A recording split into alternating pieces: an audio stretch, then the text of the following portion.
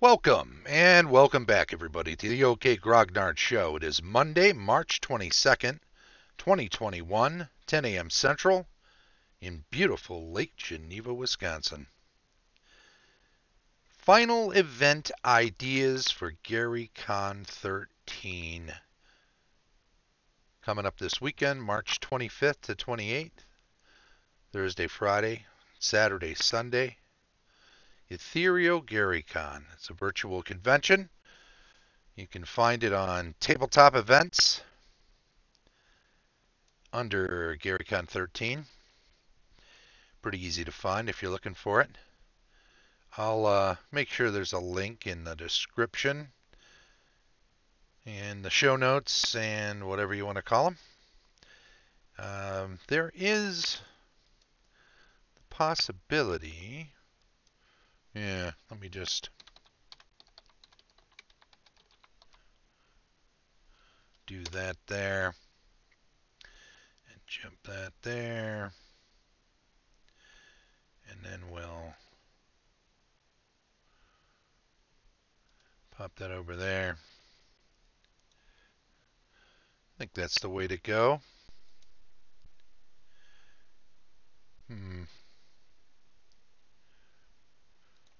Yeah, it should work. All right, we're going to check out the other screen here. There's Gary Con over on Tabletop Events, as we had hoped. We're going to jump into the event schedule, and we're just going to take a look at some of what's still available.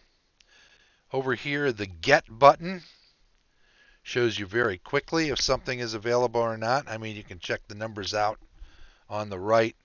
There's 1 of 6 seats still available for this game. And we'll move along. Another one down here, that's an Adventures League game. D&D 5th edition. Looks like there's a couple of those left. 1 seat left there. Never Bring a Knife. It's a virtual board game. Couple hours. There's a lot of seats left in that one. Most of these are 1 seat left. Dungeons and Doggies.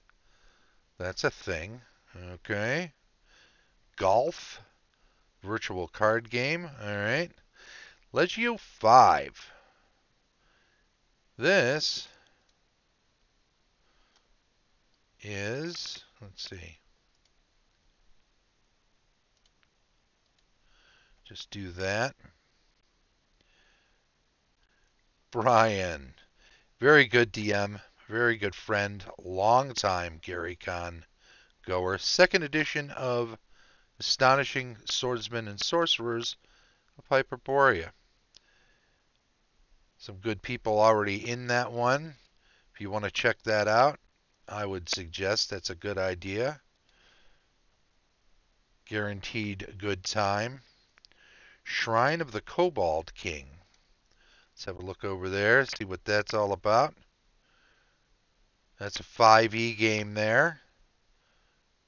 Rick Ankney, okay. He's got a couple people in it. He's looking for more. There are 4 seats available. I'm sure they'll run it with fewer than full, but, you know, be good for them to get 3 or 4 people. We are now only on Thursday morning still, and we're on page 5 here, which means there will probably be a ton of pages left. There's a lot of go get 'em stuff there, but these are mostly 2s and 3s and 1s. There's a game that doesn't have, it's a virtual card game. I think those are a tough draw. I think most of the people that are jumping into Gary Con are looking for role-playing games. 3 of 6 left, 1 of 4 left. Role-playing. And I think that what you wind up with, let's see. Well, we can do this bigger. Let's do 100 per page. Then we can go back. We're on page 6. On page 10. Okay. So there are less than 1,000 events in total. on this event list here for Gary Con next weekend. There are still some tickets available. See, Sunday night's going to be a tough go. For one thing, I got a game on Sunday night. It did sell out, but they did announce the one of those streaming games, which I think are going to be very popular, and one of them's on Sunday evening. There's my Ruined Monastery. 0 left available of 5. That's Sunday evening. That's a 1E game. And I'll tell you, when I was searching for games to play in, just saw my adventure. Low Down in Highport, Prometheus 2128. How you doing? Low Down in Highport. Where was that? Is that Sunday night? I'm not spotting it right off the bat here. It's probably just me. Friday and Saturday morning. Oh, okay. Oh, because I was jumping through the boards here.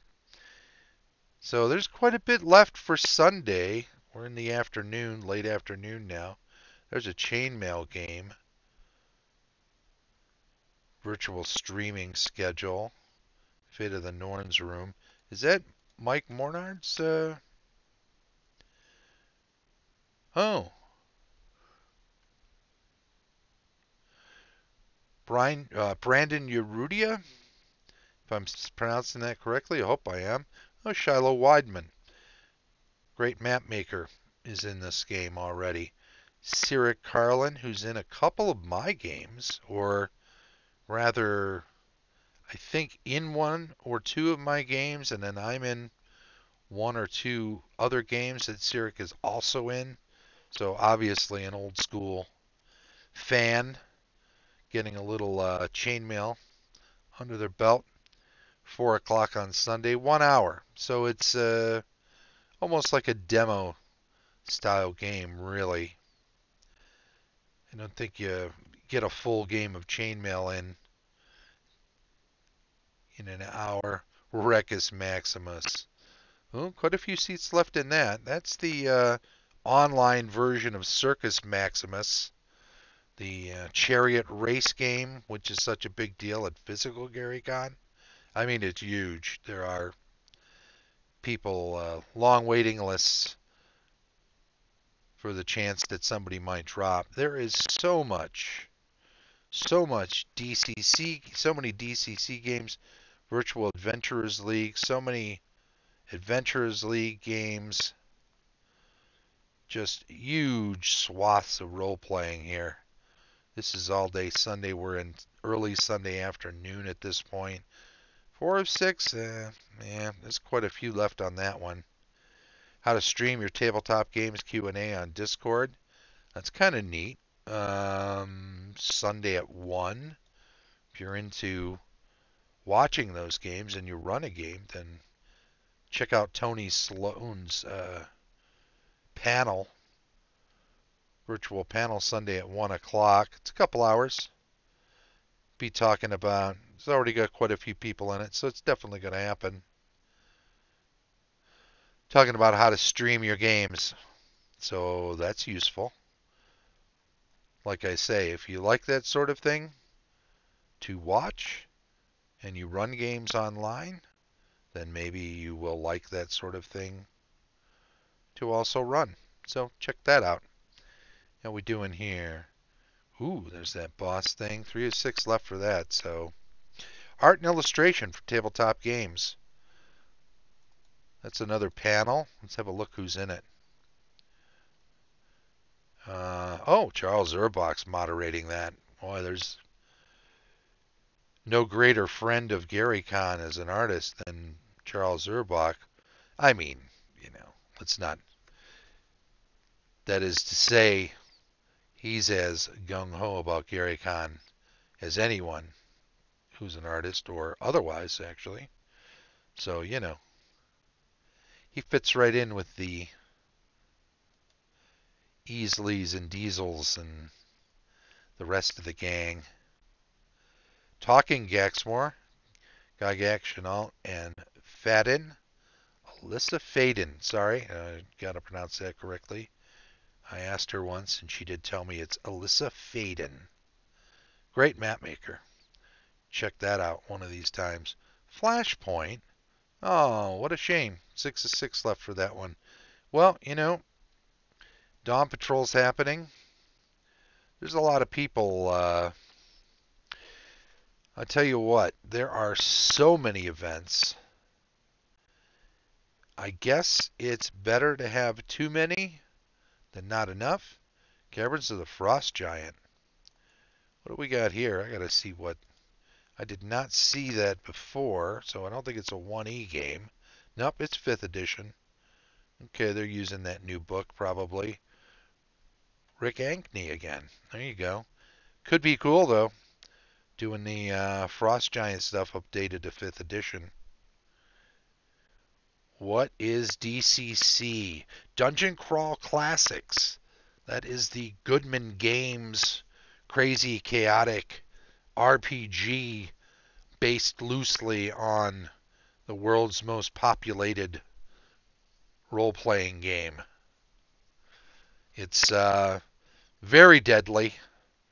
In fact, there's a process when you start playing the game called the funnel, whereby you create numerous potential player characters for each person, and you run them all through, and whoever lives can become an NPC because most of them die. So it's a very deadly thing. It's, I guess, akin in some ways to, well, there's a Dragon Age game, to Traveler, the early mid-70s science fiction, one of the earliest, greatest science fiction RPGs, which actually has tables you're rolling on as you're creating your character. This is your background, this is your thing, so on and so forth. This is your quirks, whatever. You're going through all these tables as part of the process of creating a character, and it is actually possible to roll up a death for your character before you're even done creating it. So just one of those quirky little things that some old school games had. Here we go. We're back into the 800s. We're going to keep moving along on this. Every now and then when I see something. But you can see most of this is virtual role-playing. Every now and then there's a board game. Tough to get the Dawn Patrol gang out. I can understand that. Wargaming does not translate very well to the virtual environment. It's true enough that well, it's Expedition to the Sunless Sea. What is that? I did not see that before. That's a first edition game. Maybe that was sold out before I started looking for games. Tracy's in that one. There you go. William Smith, Robert Brandon. Good crowd there. Brownlee. Oh, yeah. Bill Sylvie's running that one. Oh, that's right. I did see Bill Sylvie's game. Good for him. I think he's running several. He's the kind of guy that once you wind him up and get him going on DMing for a convention, you can't stop him. He's just going to be running game after game after game. I wonder if he even has any time in his schedule for playing games. He's such an old school DM hardcore first edition kind of guy. Area of the Slave Lords Part 2. What's going on with that? Oh yeah, Tomb of Horrors there. Scott Casper. Oh yeah. I think he's out of Rockford. He's not far. He's a regular. Michael Moss. Sean Hill. Michael Clark. He's got a good crowd going for that one so far. I was going to get in this Doom of Horrors game, and after I Sadly, I'm ashamed to say, it looks like it's sold out now. 0 of 8 left. Good. I had to drop because I did not realize that this starts at 6 and goes for 8 hours. So this is going to go till 2 in the morning, maybe later. And I'm too old. Sounds intense. I will stop skipping over those, not knowing what it is. Yeah, DCC is something that has so many similarities to all of the D20 OGL games that you're already familiar with, that it would be next to nothing to jump in and play that if you've played any version of D&D. Jerry Milo Johnson picked up my ticket. Yeah, Luke Heller. Classic. I just can't stay up that late. Sorry, my friends. I will admit that I would be torturously done if I attempted such a thing. Expedition of the Barrier Peaks. Frank Schumacher, okay. Nobody's in on this one. What's up with that? Gary Con Blighted Lands Twitch channel. Oh, this might be one that's on the schedule, but it's pre-populated with players because it's a streaming event. They just want to make sure it's in there. So no tickets available. There you go. That's pretty cool. So let's see. Duchy of Joff is probably. I wonder if that's going to be on. Oh, it's Gary Con Greyhawk. Yeah, so it's the channel they created to help do the Gary Con Greyhawk events that they're doing all weekend, which is pretty neat. 7. Okay. Where are we at? Saturday at 4. Oh, I must have rolled right past my own event. I know that it's full, though. Flint Dilly. Subterraneans. Okay. Flint, of course, from the family that has the rights to Buck Rogers. You might have heard that Christopher Pine, I think, is it Christopher Pine, is attached to. No, is he doing the D&D project? Oh, you know who it is? George Clooney is attached to a reboot, remake, whatever you want to call it. I'm not sure exactly what it is, of Buck Rogers. So I think Flint was working on a script. He probably had one already from over the years that he'd written in his spare time, planning to someday trot it out for whoever stepped up to, because you knew somebody was eventually was gonna. All the remakes of Battlestar Galactica, remakes of prequels and sequels to Star Wars, and continuous movies of Star Trek, and the forever resurfacing of Stargate. You know, it was only sooner or later that a named property in the science fiction realm was eventually gonna pop up and get used or get picked up by somebody. But George Clooney, that says something. I mean, he doesn't do a whole lot, right? 0 of 6 left for the Moat House. Classic Moat House battle. But see, that's miniatures, virtual miniatures. Paul Stormberg's running that. I'm going to have to. Oh, Kurt Rausch is in there. Edwin, of course. I am going to have to see some pictures of this event. What's he doing it on? No, probably Discord. No platform. Zoom. Oh, okay, that's what it is. He's probably got cameras, multiple cameras set up in his place to run it on a regular table and move the pieces around for people based on what they suggest they want to do. Are we doing on time? Oh, we're at 20 minutes. We got plenty of time. So we'll go over to page 5. We're working backwards, as you can tell, against the Giants, 5e. Pretty cool. 1975 virtual role playing. Now, what is that? I did not see that before. Sword and Wizardry. Okay. Thirsty Bard is running that. He's running quite a bit, as I recall. All sold out. Module is intended to show how old school role playing provides enhanced descriptions and provides not only storyline and encounters, but creates a feeling of being there. 1975 is meant to take you back to the time the old timers talk about, like on this show, with a look of wistfulness in their eyes. Join us as we all travel back to 1975. 4-hour event. That's cool. I'll bet they'll have a blast doing that.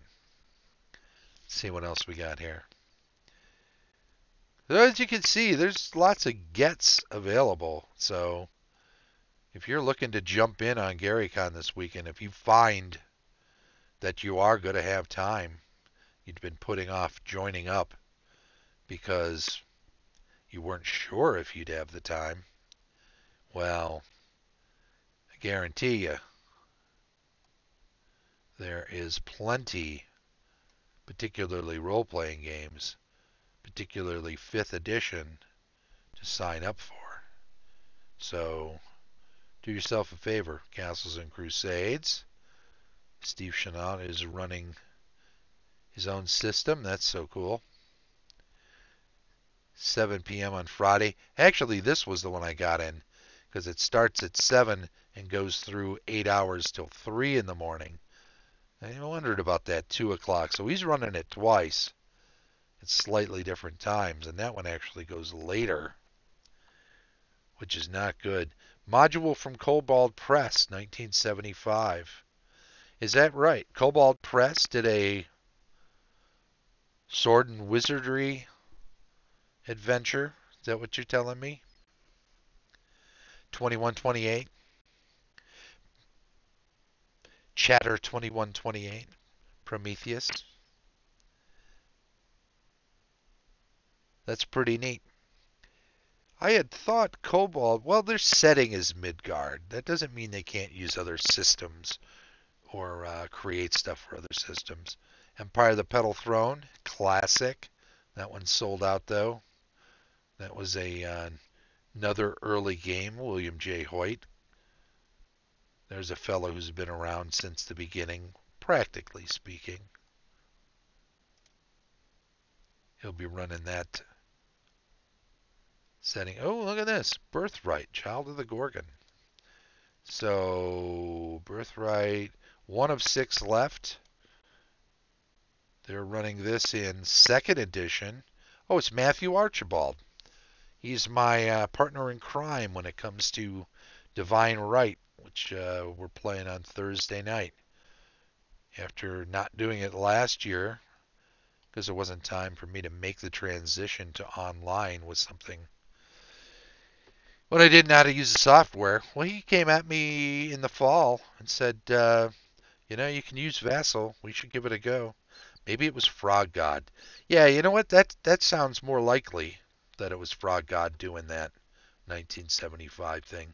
I mean, that's basically they kind of took Sword and Wizardry in hand from Matt Finch and the people that originated it, brought it under their banner, started creating material for it.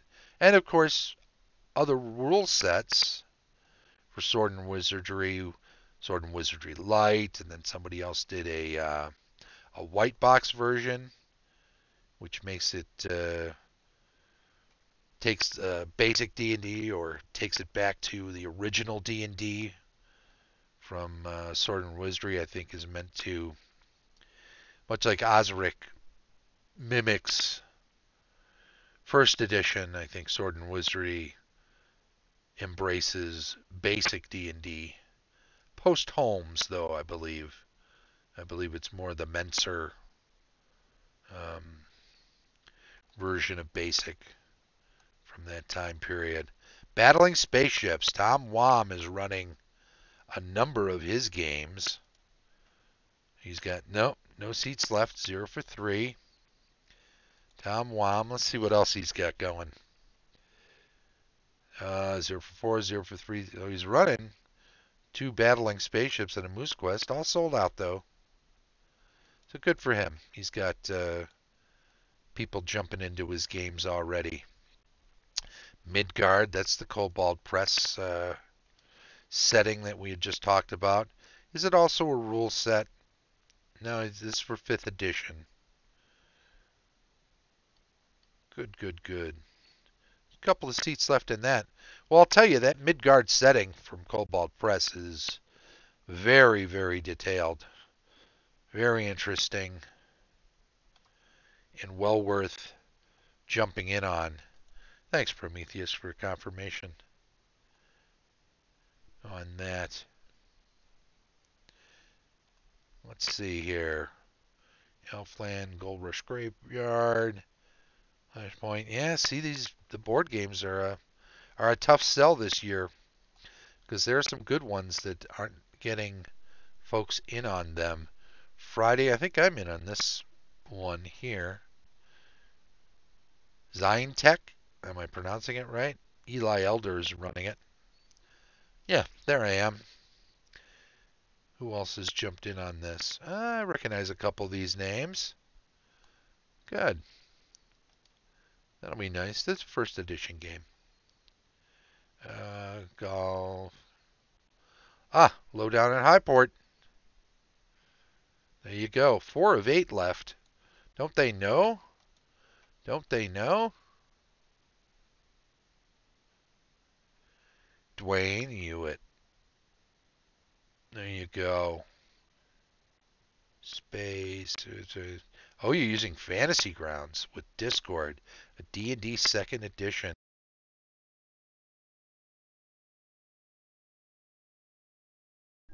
Scott Casper jumped in your game. He's a very, very busy, long time busy freelancer. I think I mentioned him earlier as coming out of Rockford. Bongo Catnip 1122. Thanks for jumping in here. Saturday morning is full, but Friday is only half full. Well, 4 players is enough to run it. You might have to pare back some of the dangers so you don't just knock everybody off too early, right? But who knows? You may sell some more of these tickets before Friday, 9 a.m. soon. Personally, I don't get out to a convention game before 10. I just don't do 8 or 9 o'clock starts anymore. I'm just too useless in the morning. Grodog's doing his Castle Greyhawk. He does 5-hour events. Good for him. There's a Gamma World game there. Lots of Adventures League. But yeah, if you're looking for something Friday morning, jump in on that Lowdown at Highport with Dwayne. 2nd edition. If you've played 1st or 3rd or any D&D, you can jump pretty much into 2nd edition quite easily. You can make it work. Absolutely, Dwayne. Hey, do you have pre-gen characters? I don't think I read closely enough to know. Ooh, Labyrinth. Some people are playing that. Virtual role-playing. I know there was a board game. I did not know there was a role-playing game based on that property. Weekend in the Woods. Scary. The Wheel of Blame. So that's Tim Kask's crazy game. There it is. Robert Morris is in that one. There you go. Dan Delgado. He's got a good little crowd for that. He does original D&D. He does it on Zoom. He does Theater of the Mind. Fantasy Ground helps, Dwayne says, with the automation. Yes, the pre-gens are the tournament Slave Lords characters level adjusted. Oh, nifty. So tried and true pre-gens from tournament modules. People should enjoy that because you're getting a little bit of taste of old school gaming when you're playing those characters in that game. And yeah, I guess you'd have to. I think they were originally created. Slave Lords was first edition adventure that came out during first, or was it basic? I didn't play a ton of modules except what were in tournaments. And I believe Slave Lords was first. You had to expand on them a little bit to put them into second edition skins, as it were. Tim Kask likes to make up these Wheel of Blame games on the fly, made up on the spot. I'll tell you, if anybody can do it, it's him, right? Skeeter and Zach take on small publishing. There you go. Look up some of those if you want to check out a seminar if you're thinking about. There we go. Thanks, Dwayne. Originally first, converted for second. Probably makes them a bit more powerful. Skeeter Green and Zach Glazer doing the virtual panels. Very cool. Nice little crowd going there. Looks like we got some, Shiloh and Melissa are in. Jennifer Glazer. Yep. Good crowd. He's got room for some more though if you want to jump into into their panel discussion on publishing. Well worth doing. Well, I'll tell you what. We're getting to the top of this page. Ooh. Stronghold of Quesqueton. I never pronounced that correctly. Michael Mimo. What's he running? Oh, he's running it in 5th edition. So that's an early In Search of the Unknown early adventure that's been converted to 5th. There's that Divine Right game. AD&D and Engagement It.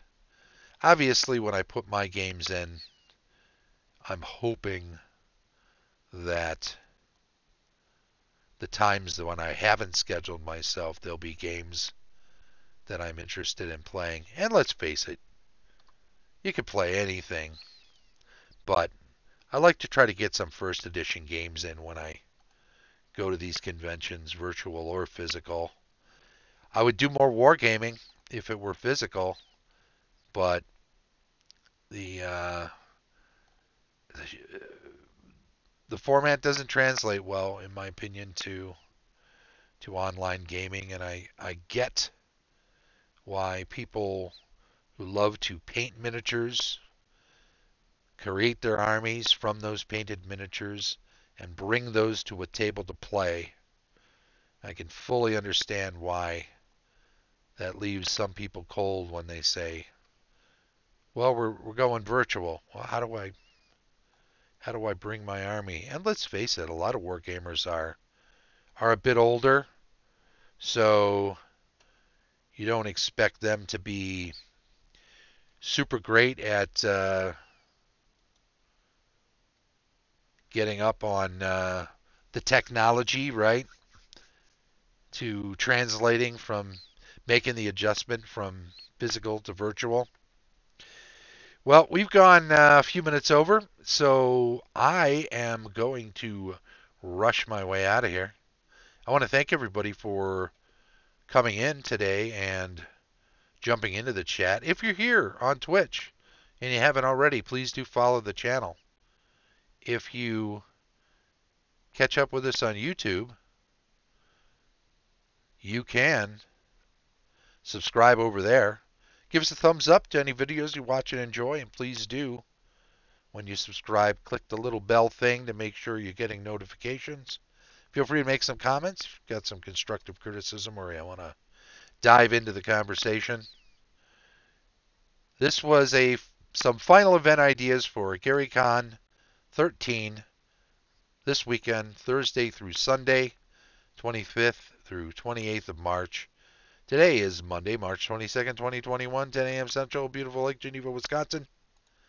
We are here Monday and Thursday at 10 a.m. Central, live streaming on Twitch. You can then catch up with the show on YouTube if you miss it on Twitch. I usually have it uploaded right after the show, within half hour to an hour, and it's up there archived on YouTube so you can catch every episode that you missed. Once again, thank you to absolutely everybody who checks out the show. It's greatly appreciated. This has been the OK Grognard Show from beautiful Lake Geneva, Wisconsin. Bye-bye.